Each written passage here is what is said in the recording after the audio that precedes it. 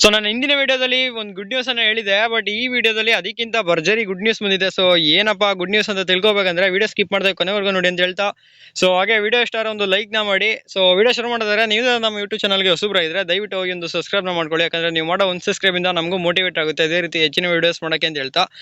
So ಅದಕ್ಕೋಸ್ಕರ please ಒಂದೇ ಒಂದು ಹೆಲ್ಪ್ ಹೇಳ್ತೀನಿ, ಹೋಗಿ ಸಬ್ಸ್ಕ್ರೈಬ್ ಮಾಡ್ಬಿಡಿ. ಆಯ್ತಾ ಸಬ್ಸ್ಕ್ರೈಬ್, ಬನ್ನಿ ವಿಡಿಯೋ ಸ್ಟಾರ್ಟ್ ಮಾಡೋಣ.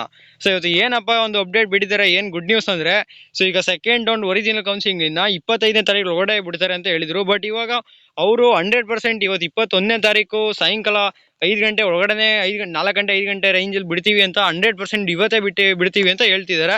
ಅದು ಎಷ್ಟು ನಿಜನೋ ಏನೋ ಗೊತ್ತಿಲ್ಲ, ಬಟ್ ಕಾದ್ ನೋಡೋಣ. ಸೊ ಬಟ್ ಇವತ್ತು 21ನೇ ತಾರೀಕು ಸೆಪ್ಟೆಂಬರ್ 21 ಇವತ್ತೇ ಬಿಡ್ತೀವಿ ಅಂತ 100% ಬರುತ್ತೆ ಅಂತ ಹೇಳ್ತಿದ್ದಾರೆ.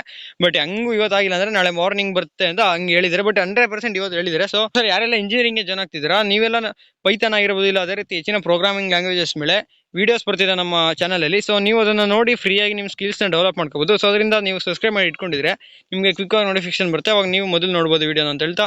ಸೊ ವಿಡಿಯೋ ಶೇರ್ ಒಂದು ಲೈಕ್ ಮಾಡಿ, ಮತ್ತೆ ನಿಮ್ಮ ಫ್ರೆಂಡ್ಸ್ ವಿಡಿಯೋ ಶೇರ್ ಮಾಡಿ ಗೈಸ್. ನೆಕ್ಸ್ಟ್ ವಿಡಿಯೋದಲ್ಲಿ ಸಿಗೋಣ ಅಂತ ಹೇಳ್ತಾ ವಿಡಿಯೋ ಮುಗಿಸ್ತೀನಿ. Thanks for watching.